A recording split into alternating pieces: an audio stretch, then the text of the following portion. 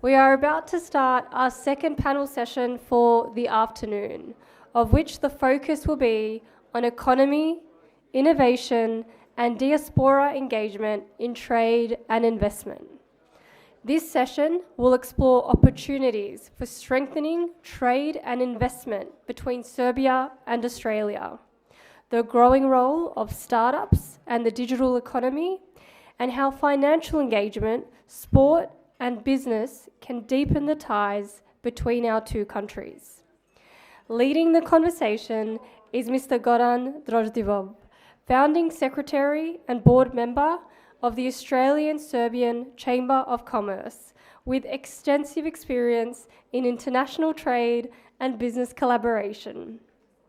Please join me in welcoming Goran and our esteemed panelists.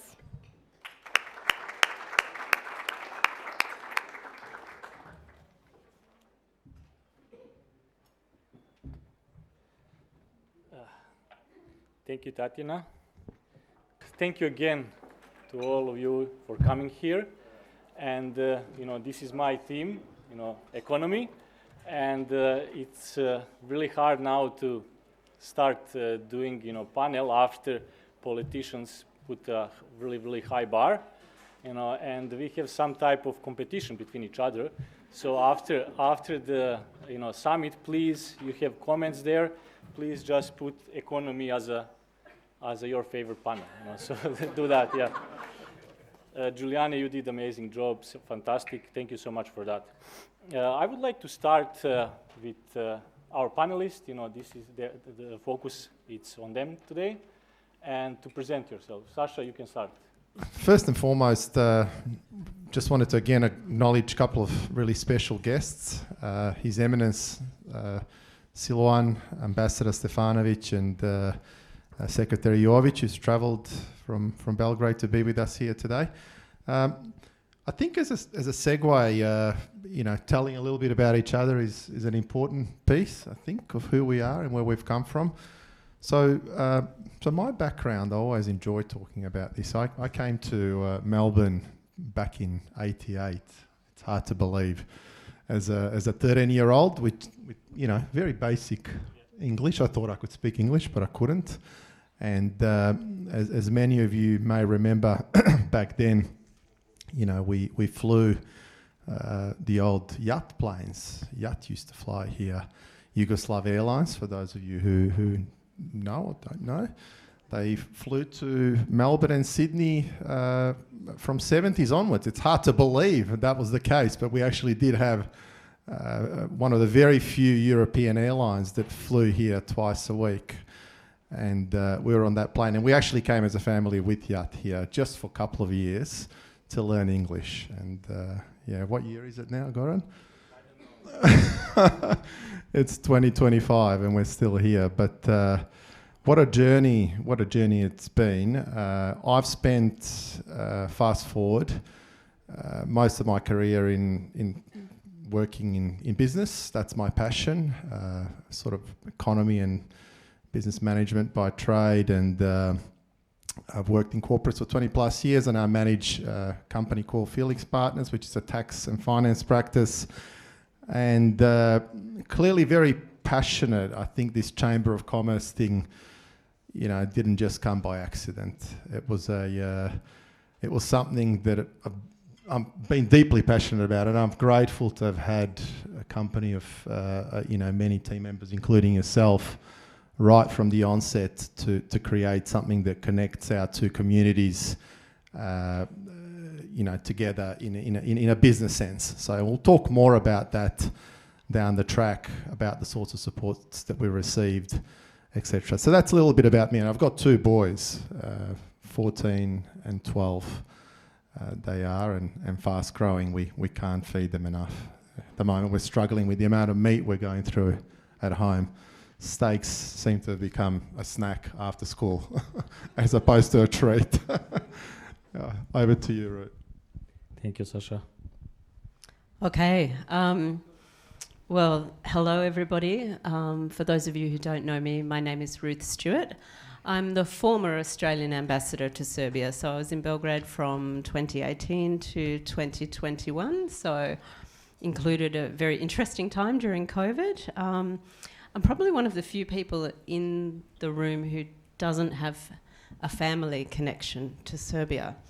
But I have to say, on my very first weekend in Belgrade, I went to the Princess Ljubica Museum, which is in downtown Belgrade, and I looked at one of the portraits on the wall of a beautiful 19th century Serbian princess and went, oh, she's the splitting image of me. It was very strange, given I don't have known family ties to the Balkans, but I've certainly had experiences in hotel lifts where people have heard my Australian accent and wondered what I'm doing in the Balkans and said, which village are you from? You know, which family are you going back to see? And so I think for me, I really understand and appreciate the importance of those people-to-people connections, the family ties, the diaspora ties. I also had the great privilege of being in Serbia for 3 years and getting to know Serbian people, Serbia-Australia ties. We have so much in common. And I'm delighted to be on this panel also because I have seen the trade and investment ties grow, and I see how much effort that ASCC puts into it, and that's been really impressive to see over so many years, and to have an event like this is really fantastic. So big thank you to you guys and to Ambassador Stefanovic for putting this together as well and supporting it, and to the Serbian government. It's really fantastic. Finally, I don't have two boys who eat a lot of meat. I do have a Serbian cat who has made its way to Melbourne and actually started life at the MP's club in Dedinje and somehow ended up in Melbourne. So every day I have a little bit of Serbia living with me. So, yeah. Thank you, Ruth. Good afternoon, everyone. My name is Branko Panic. A little bit of my background. My father escaped out of Yugoslavia at the time in the 50s when you weren't allowed to leave, and Red Cross helped him into France, and then he emigrated to Australia. And on my mother's side, my grandfather was a prisoner of war in Germany, and after the war came to Australia and sort of eventually brought my mum out to visit him in the early 60s, and parents met, and hence I was born here of Serbian heritage. I grew up in the Serbian community very much, but also in the Australian community, so in sporting clubs and so forth. Hated soccer, but grew up around the church, around folklore, and all those sort of things. Formed Serbian youth groups and various other activities over many years, and have supported various Serbian organisations. From a professional perspective, I was educated at Melbourne High School, Melbourne University and Melbourne Business School, and have worked at sort of the big end of town, if you like, with the large corporates and large global consulting firms. So I've been in senior exec positions at Westpac, at NAB, in the banking side at GE, Capital, and with consulting firms like Deloitte, Grant Thornton, Fujitsu, and so forth. So a broad and varied career, largely focused in information technology and management consulting, and honoured to be here today to have a chance to have a discussion about the opportunities that business has to forge stronger relationships between Australia and Serbia. And obviously I'd like to thank His Excellency the Ambassador, because this was his vision, his idea. We had chats earlier in the year, and then congratulations to Sasha and the team for actually bringing the whole event together. But yeah, it's a pleasure to be here. Thank you, Branko. Good everybody, my name is Vladimir Mirčić. I arrived in Australia as a 21-year-old with hardly any English, zero English. I have slightly improved since. I get by nowadays. Been working in a You're IT. a little bit better than me, so go ahead. You knew. You still have time. So yeah, over the last 15-20 years I've been involved in the IT, working across different companies such as Fujitsu, HP, and most recently NBN. At the moment, I'm here on behalf of a small fintech company based in Sydney called Sales Tracker. We are in a finance and mortgage broking industry. I'm today in the role of head of operations. My job is basically to deal with day-to-day issues, deal with integration partners.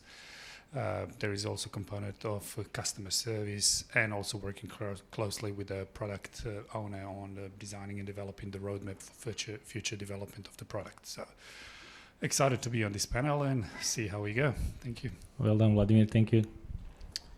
Thank you. Hello, everyone. My name is Paul O'Hagan, and I'm very excited to be here today, and I'd like to acknowledge the ambassador and all the dignitaries in the room. And just to congratulate the Chamber for bringing this together. I hear in very record time, too. It's a fantastic event, and the strength of the diaspora is just critical for growing our bilateral links. I have the great privilege of leading Victoria's economic engagement with North America, the UK, and Europe, including Serbia. It's a really exciting, interesting time, but there are a lot of opportunities. And I think one of the strengths that Melbourne has is how we work in partnership across so many different areas. And the strengths of the diaspora, working with the Consular Corps, with the Chambers of Commerce, we really are lucky, and it puts us in good stead to grow the economic links even more.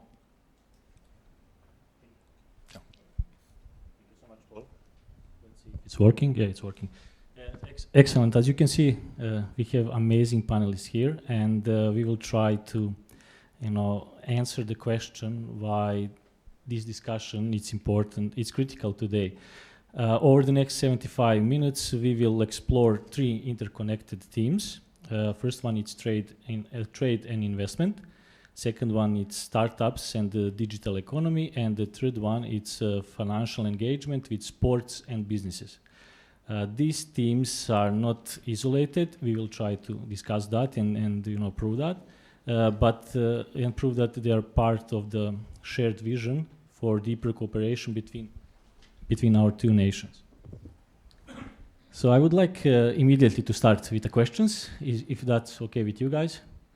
And immediately to Ruth, Ruth, having in mind that you have a Serbian cat, I would just ask you this question. And just based on your experience, how would you characterize the Australia-Serbia trade and economic relationship today? Thank you, Goran. Well, I think I'm going to start by going back before we get to today. So one of the things in my job when I was ambassador was to look at kind of, is trade and economic ties, are they growing or are they stagnating, or have we got a problem in a particular area, as well as where are the real opportunities? And so as part of that, took a bit of a deep dive into when things really started to kick off in the trade and investment relationship between Australia and Serbia. And we really saw that in that period between, say, 2008 and 2012, that some of the economic governance changes that took place in Serbia were recognised by Serbian Australians who were looking for places to do business overseas. And so we saw a really quite rapid rise over about 4 years through to 2013 or so. And then we saw a steady and continuous ongoing growth that really meant when you put those 2 things together over that period of, say, 5, 6, 7 years, you started to get some momentum to say, hang on, something's going on here in this trade and economic relationship. So by the time I arrived as ambassador in 2018, we had some modest but positive ties, particularly in 2 areas. One, digital economy. And this is small Australian companies that are looking for ways to maybe get a really highly skilled but lower cost workforce. And Belgrade's got some great young people in IT who are looking for those kind of opportunities, but also in Niš, Novi Sad. There's a few other places in Serbia that are also of interest. And then the other sector, which was quite different in its dynamic, was mining.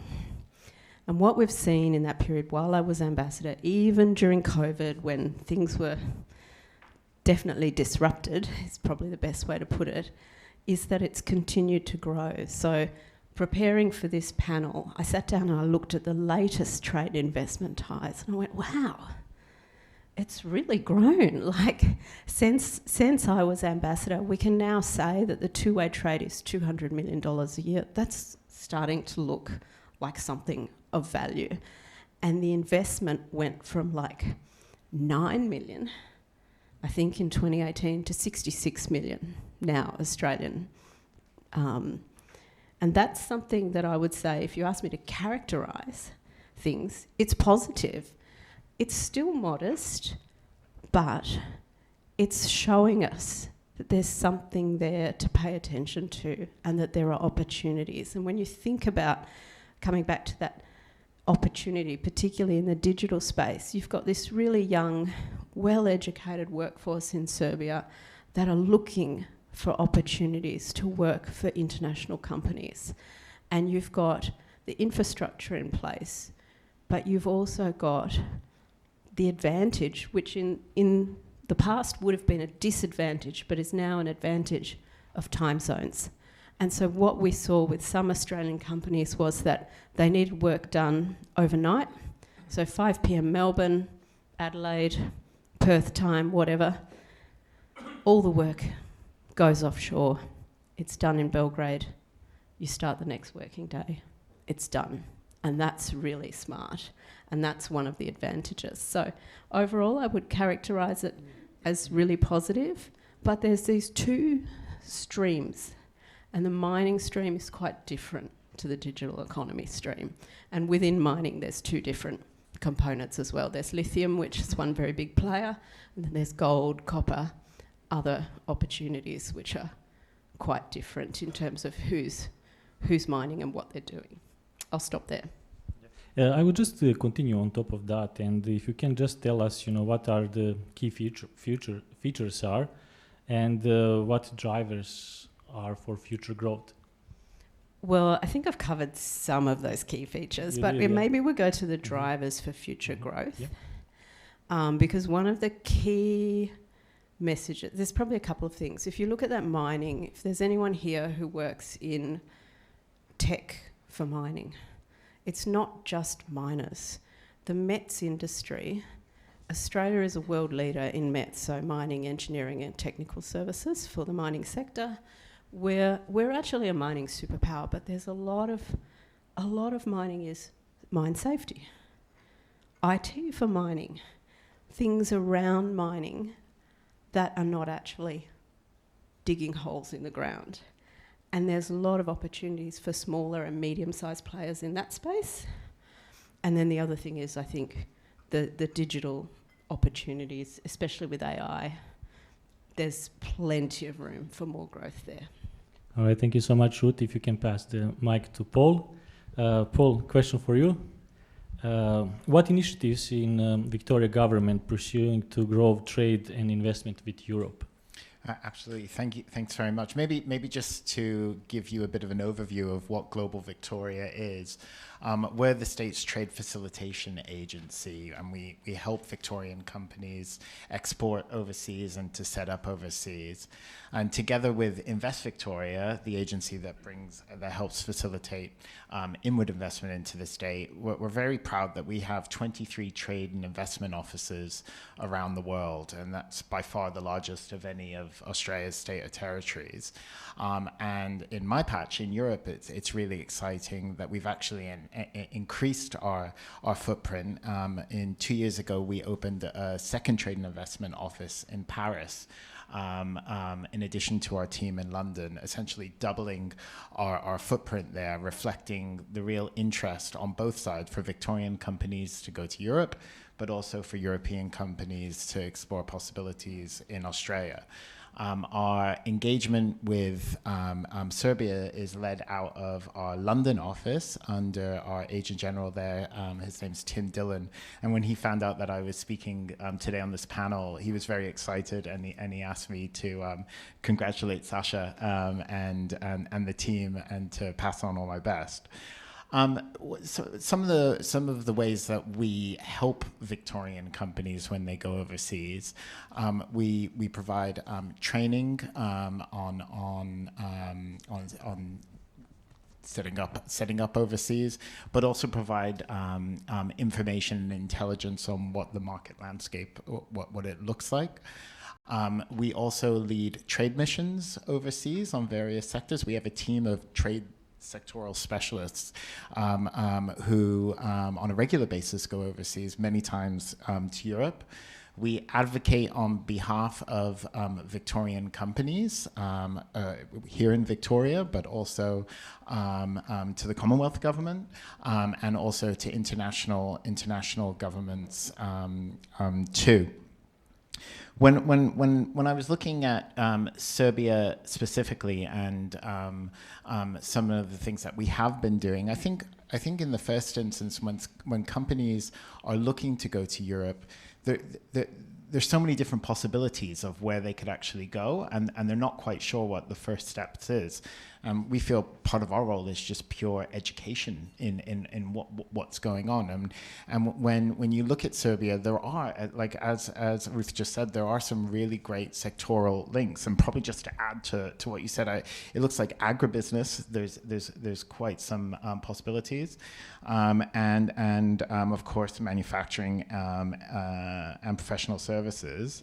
And many of those sectors actually fall under Victoria's priorities at the moment to make it easier to do business here.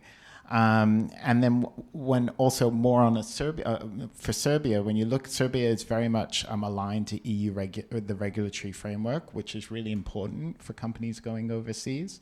You know, it's got a very young, tech-savvy, good English-speaking population.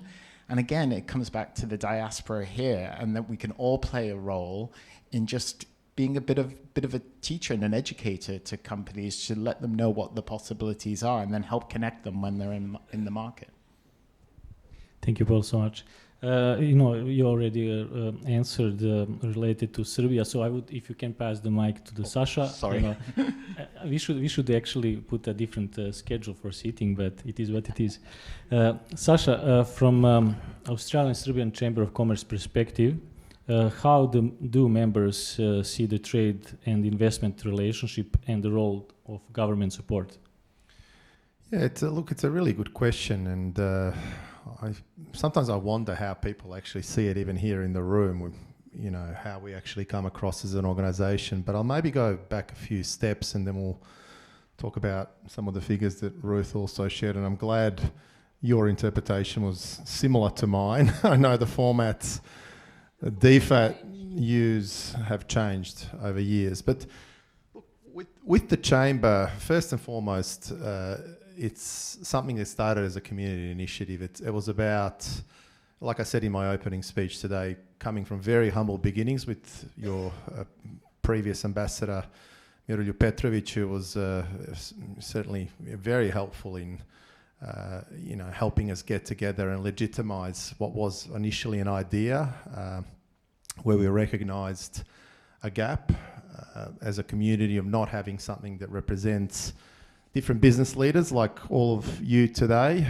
working in many important fields for community organisations, in business, etc. So Chamber wanted to unify, obviously, the business end of that. And I think at that point, it wasn't so much about, bilateral relations and big projects, but it was about getting those initial companies to come together as one. And then, I guess it really evolved from there. To have a good chamber, you need good partners, and I'll very quickly admit that when Ambassador Stefanovic came along, that really gave us some wins, good tailwinds, and equally with yourself, Ruth, over many years, and we've had many meetings here and in Belgrade and anyway, with Daniel Emery and Peter Trustwell as well, and their support has been fundamental in legitimising what the chamber actually does. And good chamber is surrounded by good partnerships and good people. And I've been fortunate to have led a group of really motivated people who love what they do. And that's why I think we've got to where we got to today. So in terms of just drawing back on some of the numbers, I think it is fair to say that we've come from quite a low base, but we've built something that's got a good tendency to continue to grow. 200 million is a decent number. I think when I look at stats for neighbouring countries, it stacks up quite nicely with a very positive trend. But most importantly, to bring this to light, what Chamber is really proud of is some of the success stories. And some of those people are here in the room today. A number of companies started up by Serbian entrepreneurs that employ significant workforces, as we've mentioned earlier over there. And some of the stories I hear is that, they are absolutely proud of the workforce they have over there, and they don't just deliver, they over-deliver. And that's a really good catalyst, I think, for others who may want to think of going down that path. And I think, encouragement coming from yourself, Secretary Jovic, and further focus that will come after this visit and possibly other projects that we'll do in the future.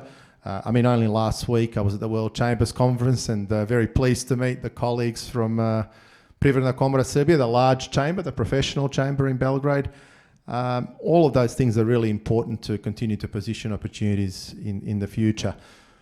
Also, what's really interesting, I think it was mentioned earlier today that we've had that large telecom company here come in and enter the market recently with some 350 channels, I'm being told.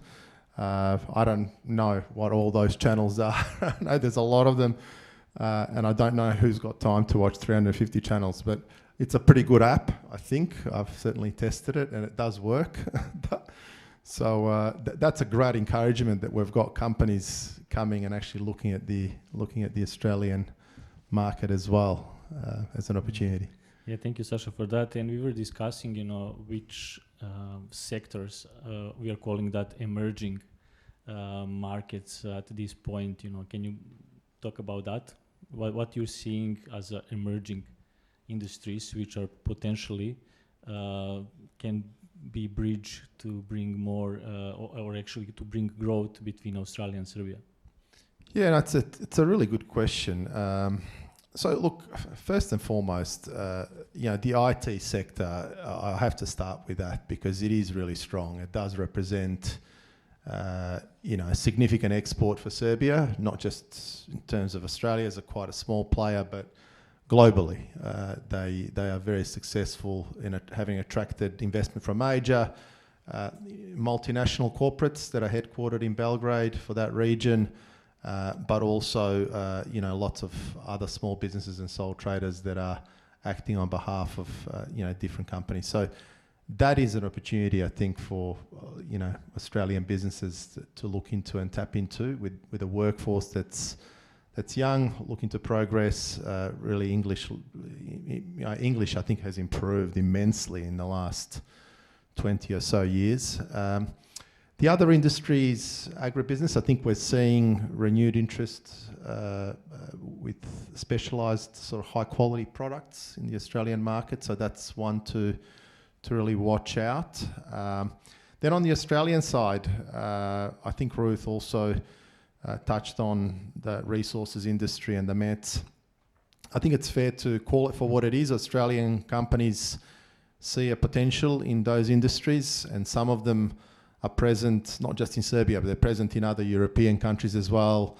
As you know, with business, it's a global village. Everything's interconnected through, parent companies, subsidiaries, etc., and they operate in that global, on that global platform, including Serbia as well. And there's some of the household names that you would have heard about in the newspapers, on the ASX. I won't name all of them, but I know that one's looking for gold. and gold being at its highest level ever.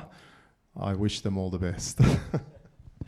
Yeah, thank you, Sasha. While you mention IT, if you can pass the mic to the Branko, and this is question for Branko and Vladimir as well. As Sasha mentioned, IT it's emerging market for Australia. And what opportunities do you see for Australian businesses to connect with Serbia, the digital ecosystem, and what capability stands out most? Thanks, Gordon. So you're right. I think the IT industry is very well poised to benefit from a strong relationship with Serbia. We have a number of organisations here which are either founded by Serbian people or have Serbian people in them, but the expertise that they can tap into in Serbia is extensive. We've already heard from both Ruth and Sasha about aspects of Serbia that are beneficial for Australian organisations to tap into. My information is based on my own personal experience. As I said, I was born here. I went to Serbia for the first time in 2009. And I've been regularly many times since then, including earlier this year. So over those 16 years that I've been going, I've observed significant change and progress that makes it easier for Australian organisations to connect and work. Number one, as was mentioned, language. There's a lot more people who speak English now when you go over to Serbia. The society there is diversifying more. I remember our first trip over, it was a real struggle to find Chinese food. Now I can find Chinese food everywhere. You can get Mexican, you can get all sorts of things. So society over there is globalising, I guess, and diversifying and so forth. And coming from Australia, which is a very multicultural society, it's easier to connect and associate with that. Secondly, the education system over there, from my observation, is very strong. There's a lot of very high quality graduates that come out of the universities in a number of professions. And Serbia suffers, I suspect, from a similar thing to Australia, which is brain drain. Very talented people are drawn overseas into other countries, across Europe, in the US and so forth. We have that here. Serbia, I suspect, has an element of that as well. But that just is testament to the quality of the people that are available to us. Thirdly, time zone you mentioned, absolutely. From an IT perspective, if you can follow the sun and have work happening in different parts of the world at different times, clearly a benefit from a support perspective and so forth. And the company that I'm on the board of leverages that absolutely, and I'll come to that in a moment. Cost. At the moment, cost is still a significant advantage. Cost is going up, no question, but it's done the same thing in other parts. Australia outsourced a lot to India previously and then into Southeast Asia with Vietnam, Philippines, China, etc. Those costs have all grown dramatically over the years, and now Eastern Europe presents a very good opportunity for many companies, and particularly Serbia. So, as you can see, there's a number of factors that are all helping business connect and leverage those skills and capabilities to grow. The next level is, if you think about, you want to do something, is the infrastructure to enable that to happen. And again, there's a number of levels of infrastructure that come together. So at a government level, you've got a Serbian government and an Australian government, as we've just heard from our earlier speakers, who have got a real appetite and a real desire to grow and expand those relationships and leverage the benefits of those relationships. So number one, there's that benefit. My observation, without being political in any way, of the Serbian government is they've been looking to broaden their relationships with many countries around the world. So rather than just having a few traditional trading partners, now you're seeing investment in Serbia from all over the world. And I think that's for the benefit of the Serbian society and stability of the country as well, that you don't have all your eggs in one basket, you're diversified and leveraging investment and opportunity from around the world. But it's also a reflection of the confidence different parts of the world have in Serbia that they can invest and do that successfully. So I think all those sort of things at that government level would be encouraging to Australian businesses who are looking to form relationships. And then at the next level is the things that actually make a deal go through. And again, we're seeing the professions, accountants, tax people, lawyers, etc., all who have got good skills both in English and Serbian you can leverage and so forth. And so that next level of infrastructure is also being built. And then more recently, we've got organisations like Sasha and Goran with the Australian Serbian Chamber acting as a facilitator and an enabler for businesses. So if you're looking to do something but you've got no idea who to talk to or how to connect, you've got, again, organisations who can help you build those bridges. So from my perspective, what I've been involved in recently is an organisation called Global IT Factory. Now, Global IT Factory is a business that started here in Australia. It is a software business that produces curriculum management software for universities. We built it on the needs of the Australian National University in Canberra. That was our pilot client, built the product, and then started selling it to other Australian universities. We now have 10 or 11 universities across Australia who use our platform. We have a couple in New Zealand. We have clients in Singapore, Hong Kong, and the Middle East. And we've recently just opened up an office in London to drive our European expansion and so forth. This business was founded by two guys, one Serbian, one not. And they initially started with a small local team and then developed a relationship with an organisation in Serbia who provided additional IT skills and labour and so forth. And we shared the development work of our technology between the two teams here and in Serbia. And that's helped us, as I mentioned, with a client service perspective, that we can support people in different time zones around the world. It's helped us keep developing the product 16 hours a day instead of 8 hours a day. And it's helped us with global sort of stability and base and so forth. Now, that relationship has grown and grown and grown over the last decade, so much so that earlier this year we announced that we actually acquired the Serbian business. That the relationship was that strong and that critical to our business that we actually ended up acquiring the business overseas. And then to make that all happen, we obviously had to tap into the lawyers, the accountants and so on, who were able to produce all the papers to meet the needs of the Serbian government for that transaction to go through, but also for the Australian government and so forth. And for our board members, of which myself and one other, the founder, are Serbian, but the others are not. And so we could read the papers in English as well as having the papers done in Serbian. So as I say, there's a lot of stuff in place to enable business to happen. You just need to have the courage to reach out and have a shot. Yeah, the courage is everything. Yeah, Vladimir.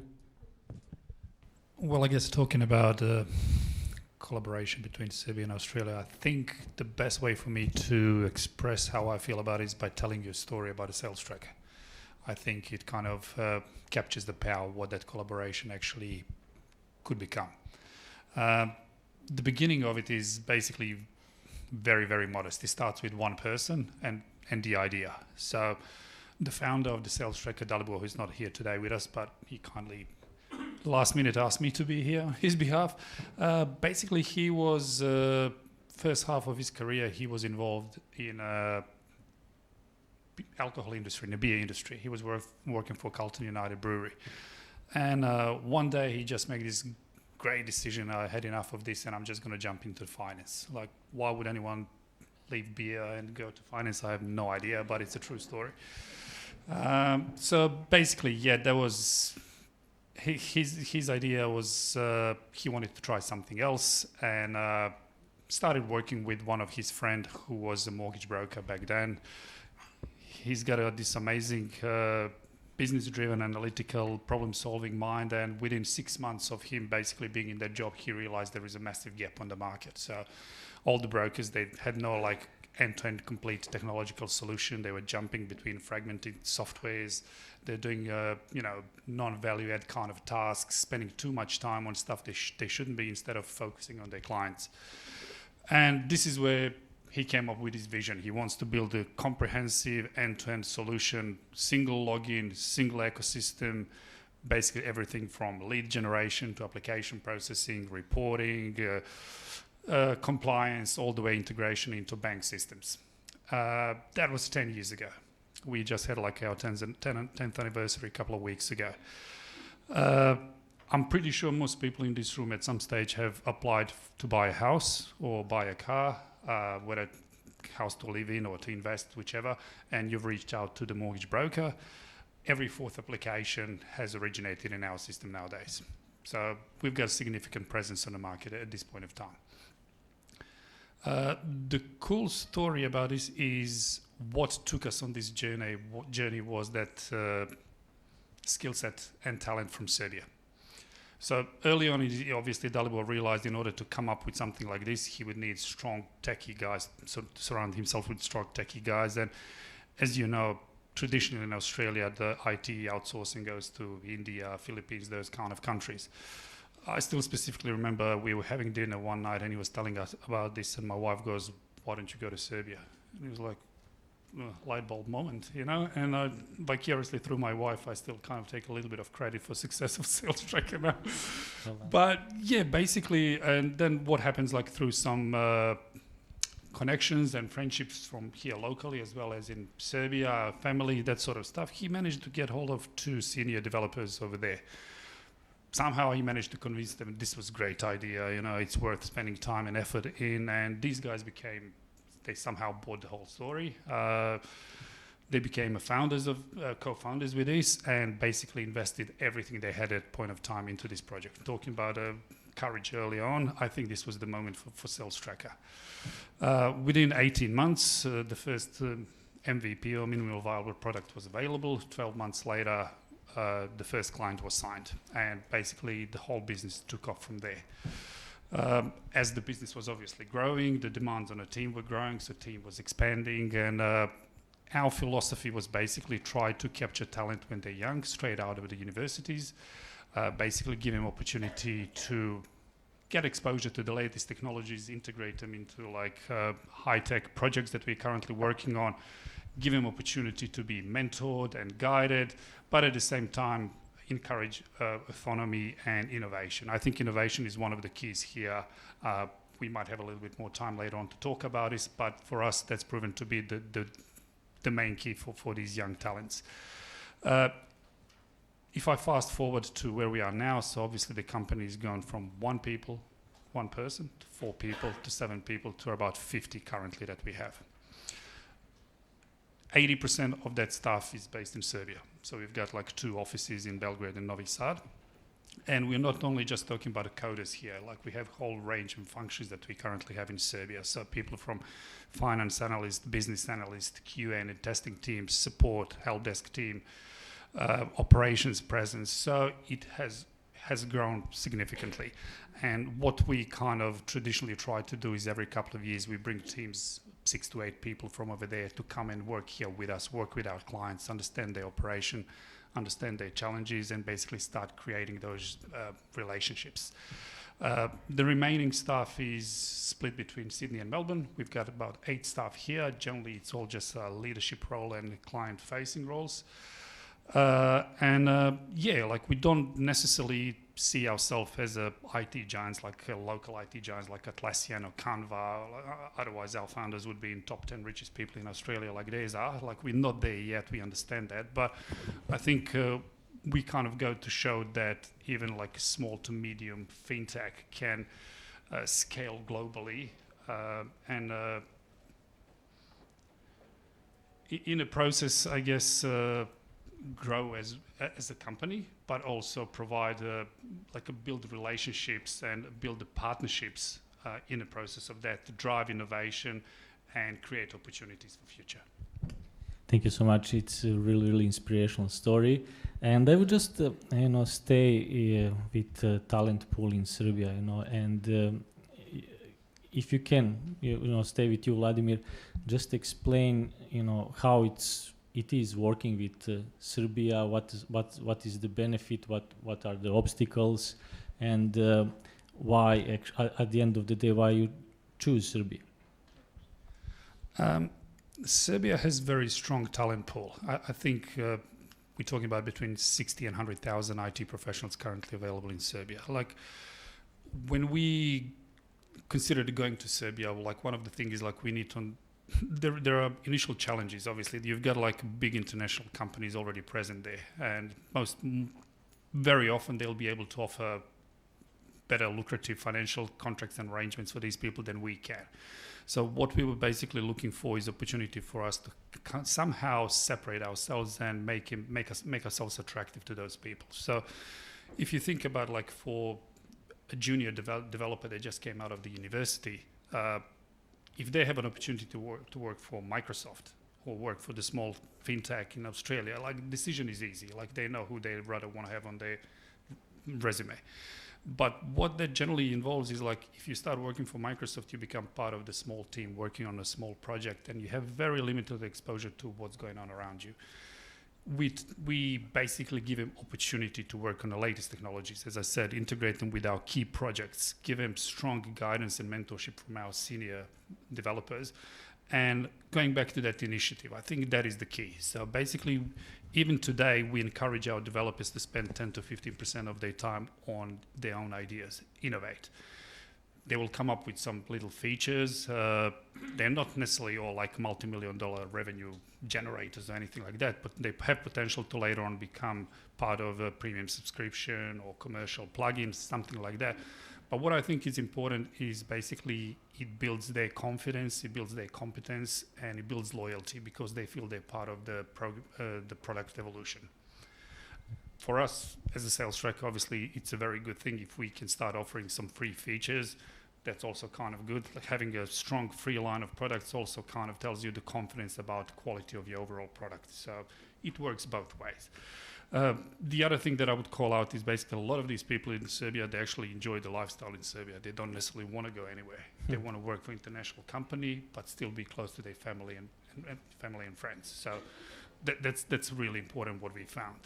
Branko kind of touched on a little bit earlier about that 2-zone kind of extended business day. That also worked really well for us. As much as it is a challenge to potentially have some meetings at 9, 10 o'clock at night, at the same time, it makes us more agile, more responsive, and ability to, segregate us a little bit from everybody else on the market because we've got those 16-hour business days. Right. I guess what I'm trying to say is it goes to show that, like, for us, it was possible to, like, scale globally in a cost-effective way, because cost is obviously important for everybody, but not with sacrifice of quality. Quality is still there, and it kind of gave us a little bit of competitive advantage in all of that. So we see in our industry specifically, there is already strong presence of Serbian companies in, like, loan processing, para-broking, back office admin kind of stuff, but we see expansion of that. So there is more companies kind of working research and development, creation and delivery of training material, cybersecurity, even some latest technology like open banking. There is a Sydney-based company that basically offers that now, and most of their developers are based in Serbia. Yep. So outreach is definitely growing. Thank you so much, Vladimir. You actually answered the question which I was planning to ask Paul. Paul, to you, what from your perspective and based on what you heard and of course your knowledge, what Australian startups, can they see in Serbia potential to start their business, use Serbian entrepreneurs, Serbian youth, Serbian expertise to start businesses by collaborating with them? Yeah, and I think we've had a very good example of it already. But I think when I look at and I hear this conversation, what really strikes me is that there's a really good groundwork of partnerships and organizations. Now, if you look at today, you've got a Chamber of Commerce that's unbelievably active in both countries. Companies can also speak to companies who have succeeded. They can come to on different levels of government, to the Serbian government for advice on where to set up. They can come to the Commonwealth government and speak to Austrade. They can go to their state governments here in Victoria to Global Victoria. There's actually a huge network that can help companies already. I think part of our role, though, is people just don't know. And we need to we might not have all the answers, but we can at least make introductions and give it, your own personal antidotes of what worked, what didn't work. And then sometimes it's also actually maybe that market isn't for you. And it's and what's great actually in Victoria, we have a really strong network of European chambers of commerce. And so maybe they are initially looking to go to Germany or the Netherlands, but maybe costs are too high, or the specific regions, and then we can say, actually, have you looked at a market like Serbia instead? One of the initiatives that we have that we're very proud of is called International Chamber House. It's essentially what we've done is dedicated a floor of one of our buildings for chambers of commerce to either base their offices or hold events in the premises, and it's created this really great feeling of collaboration there. And I hope that the Serbian Chamber uses the premises more. But I think essentially I'm going on a bit, but it's really, we've got a really good groundwork already to help companies. It's just getting that message out better and more often. Yeah, thank you so much, Paul. If you can pass the mic to Sasha. So Sasha, I would just put references to what Paul says about, companies don't know about Serbia, So based on your experience, how can the Serbian diaspora play a role in providing trusted referrals? Yeah, look, another good question, but I think that question's largely been answered by some two incredible business cases that Branko and Vladimir have shared. And I think for me, listening to this as a chamber lead and with the team here in the room as well, I've got Stevan over there, I think typing something, probably a message to someone. It does make it a lot easier to kind of really sell that story. What is a chamber? Chamber is actually, it comes from a French word. It's a room. So it's a room of people, I think, that are encircled with similar business beliefs, trust, and a value system, which brings us all together. And I think listening to those two stories about Global IT Factory and Sales Tracker,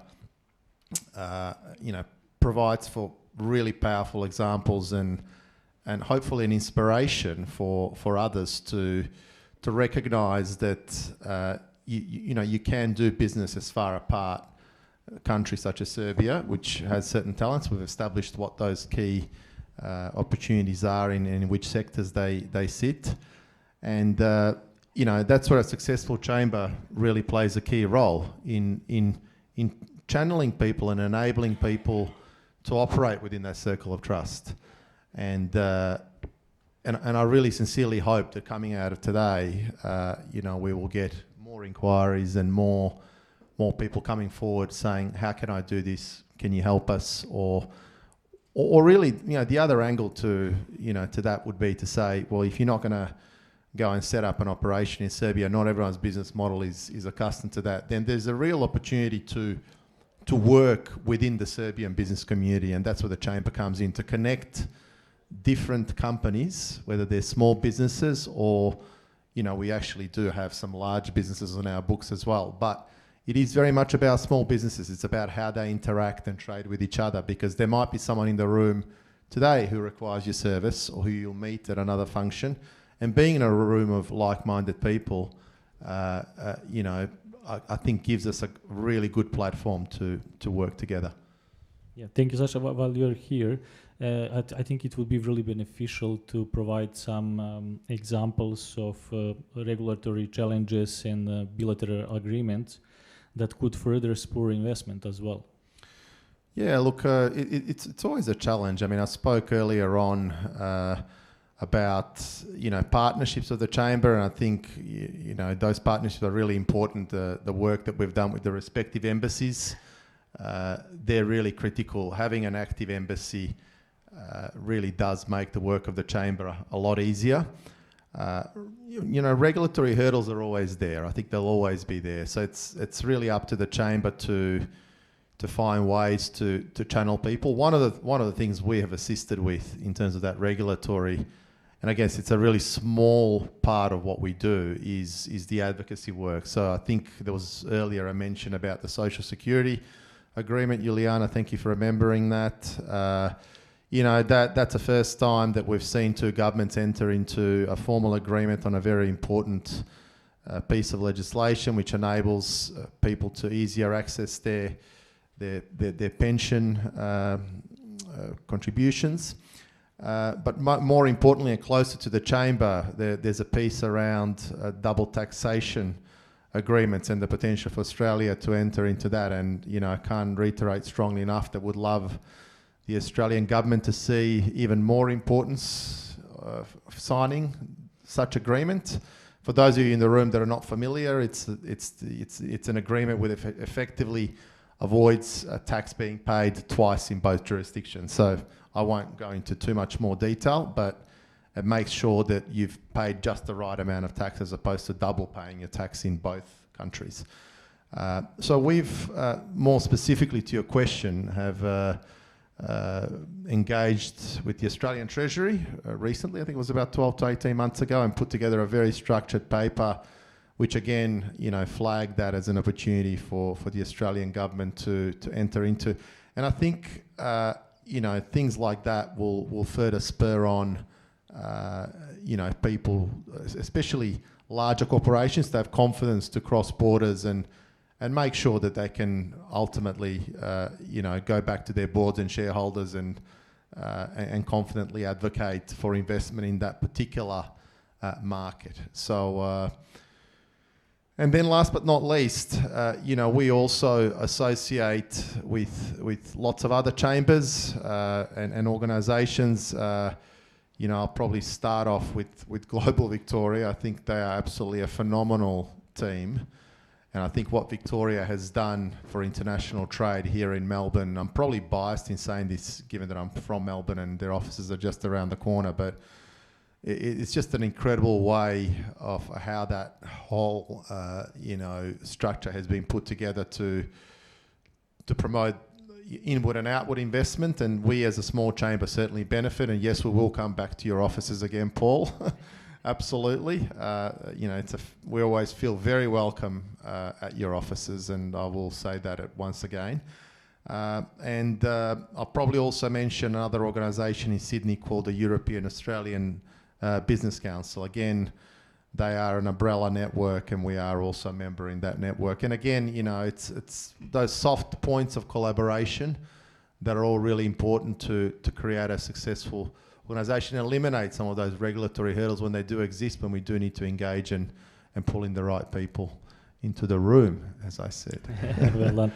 Thank you, Goran. Yeah. Thank you, Sasha. You really mentioned that soft skills. We are talking about social connections, and I would broaden this question to you all. How social connections and what we are doing here today will be potentially, enabling new economic cooperation, growth, and further, investment both ways. I would say, Ruth, you want to take over this? I also want to add on Sasha's absolutely. comments, actually. I'm glad to hear the social security agreement was mentioned this morning, because that was years and years of work, and certainly I was very pleased to finally get, yes, we're going to sign this while I was ambassador, and then to see it signed when Daniel was ambassador was, just a culmination of years of work. And the reason I highlight that is because something like double taxation will also be an ongoing advocacy piece, and it really shows the importance of chambers, and it connects into your next question. Those social networks, the networks that you have both professionally through a chamber, working with the European Australian Business Chamber, working with Austrade, working with big government, all of these things they all work to amplify and clarify what the key issues are and what the messages are that you really want to get across. With double taxation, also work with the miners. They're your best friends on that one. Like, they will be wanting it too. So that's a really important part of that conversation as well. But for those social networks, I think we heard some wonderful stories from Branko and from Vladimir about how an opportunity begun through an individual connection to Serbia, or Vladimir's wife saying, have you thought about Serbia? Everyone in this room has social connections to Serbia. So that interconnectedness of the personal networks that we all have and the business opportunities, there is so much potential in that, and there is so much opportunity for things to grow. And one of the key messages that I'd like everyone in the room to reflect on is, how can each of us continue to talk about that opportunity for further growth through our diaspora ties, and then take that to the broader Australian community?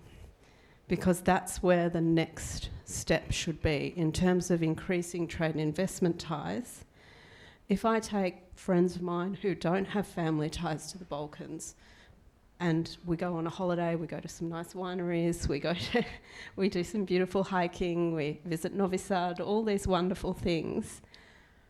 There's no reason why you can't also throw in a bit of, look at what's happening in IT, look at the opportunities that are here. So that social and that personal can come together really nicely. And all of us have these ties to Serbia. So we can use that, and we can use that to try and build those economic links even further. I'll stop there. Thank you, Ruth. Branko? I think we've covered a lot about the opportunities and where they sit and so forth. Just touching on the talent point from a minute ago, the other thing I wanted to mention, we heard from one of our speakers this morning, the Minister, talk about characteristic of Serbian people being that everyone has an opinion. That's really beneficial. Because having worked with IT outsourcing across Asia, you'll often get that yes, we can do that, yes. Whereas the Serbian guy will go, you nuts, you can't do that, that won't work, whatever. They'll tell you honestly what's going on. So to Vladimir's point about the importance of quality and what you're producing and so forth, working with a team that's actually going to tell you that's not going to work, that's going to push back on you and think about what you're trying to do and give you good advice is actually really, really valuable, rather than outsourcing to someone who's going to go, yep, we can do that, and then don't deliver. So I think some of the characteristics of our people are actually working in favour in that instance. Sometimes it can be difficult, obviously, but in many instances it can also be helpful. So I thought I'd just add that little bit about the talent, but I think we've covered some of the infrastructure, the things that enable it. I guess, as Ruth said, the challenge is to everyone here to be like Vladimir's wife and say, well, what about Serbia? Now, whether you're an entrepreneur doing your own business or whether you're part of a medium or larger organisation, again, you can help your organisation do better by thinking about what is it that we do here and what could we leverage from a global relationship that will help our growth faster and better. I guess that's a challenge to everyone. Thank you, Branko. Can you pass the mic to Vladimir? Okay, I'm supposed to add something to this. The guys have really covered a lot. Like the way I see it is, we would like to use all our powers to open the gates and open the doors for some of these corporations. But the main thing is, like, you need to be exceptional at what you do. No one's going to take any advantage or advice or listen to someone who's not good at what they do. So that's priority number one for us. So we need to be exceptional, and basically, as a part of that, like, we do get to see a lot of successful other companies that puts us in position to start creating some of these connections as well. Several times in the past, we would basically speak to our clients here and recommend a company in Serbia. A few times they would even actually go, literally travel to Serbia to actually see the operation, meet the people that are running the whole operation, understand a little bit of Serbian culture, and that's actually very beneficial, because when they come back, they come up with not just a business insight, but they come with stories. And these stories are actually very interesting. They spread very quickly and they create opportunities and they create, interest, I would say. So I think people in Serbia have all the talent required, English proficiency, they've got strong education, problem-solving skills. To Branko's point, they are very happy to work independently and make decisions. They're not scared of that. So I think when combine that with a little bit of guidance, mentoring, and training, it becomes a very potent mix. It's got a very strong potential. Thank you, Vladimir. Paul? Well, probably just to add that I see it on a daily basis, the importance of the social connections with all of the chamber's activities. Just this week, I've had activities with the Swedish chamber, the French chamber, the Americans, the Canadians, the Brits, and the Dutch. And it's really interesting to see how all of the chambers are able to, some of them use their diaspora really well, others probably not so much. But I think one of the things that is important is doing what you're doing, trying to reach outside of the diaspora, to using the diaspora to get to have these conversations with, Australian Victorian companies who are exploring Europe. And all I can say is after today, it's worked on me. Next time I go back to England, I want to jump on a plane to Serbia and do a bit of looking around, because it is really exciting what's going on there. Thank you so much. We accomplished. If you go there, we accomplish something. So it's a good absolutely referral as we started initially. So I would just open a Q&A session. Is there anyone who wants to ask questions? No questions about economy. You absolutely. Thank you. Of course, it's actually to the panel, but also the audience. How many of you, and for those with businesses in particular, have nominated for recognition for an award, be it at a chamber event, not necessarily just the Serbian Australia one, but like your local government chamber, your hospitality tourism awards? Who's nominated? And anyone? One? Yes, well done. I encourage you to put yourself forward, because you spoke about trust, Goran, and how do you develop trust. And doing something simple as nominating yourself for a business award, nominating yourself for a citizenship award, in all these different fields, it does actually matter in Australia, it all adds up. So please consider, I know it's more paperwork and it's time and it's often money, because you tend to have to join a particular association. There's always someone clipping on the way. But honestly, it really does help, because even if you aren't successful, by being nominated and then being recognised through that process, it creates a whole lot of new connections. And then when you go to visit Paul, you'll be able to say, we've been recognised by the city chamber, blah, blah, or the state government for this, and it will open up way more doors than you'd be expecting. So just encourage you to do something simple like that. Thank you so much. Is there anyone else who want to ask a question? Oh, Tim. Thank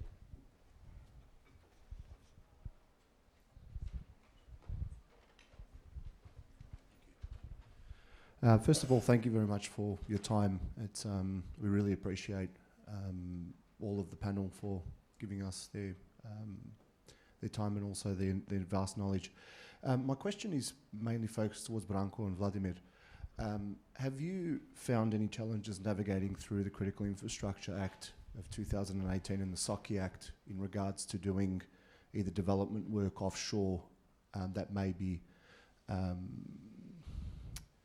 very difficult to comply to in regards to the Critical Infrastructure Act? Sorry, I'm not following the question. There's a Critical Infrastructure Act that came in place for the critical industries, the 11 listed by the Act. Have you found any difficulty with the compliance of that, having an offshore team doing the development work for that? So from Global IT Factory's perspective, which I'm on the board on, not in the business day-to-day, we haven't had any issues. I guess our software is not considered critical infrastructure and our industry, so we're not caught by that. But we are very, very aware of the various international standards. So we do have certifications, for example, against ISO 27001 being around cybersecurity and so forth. So we actively go after making sure that we provide the highest quality standards and so forth, and we make sure that our Serbian team follows the same processes, procedures that we have and so on. And so the team, whether it's in Australia or in Serbia, works in the same way, to the same processes, same standards and so on. So to date, we've been perfectly fine. We've just been through an audit recently and got our 27001 certification again, and yeah, it's all positive. Our situation is pretty much similar. Like all our software is based in AUS, which everything's based on shore, everything's based in Australia. Access to production data is very limited, similar to what Branko suggested. We've gone through rigorous penetration testing. We've got a SOC 2 and ISO 27000 accreditation. So yeah, that hasn't been an issue for us.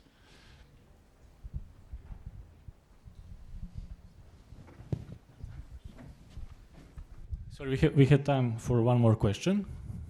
Okay. Thank you. Please.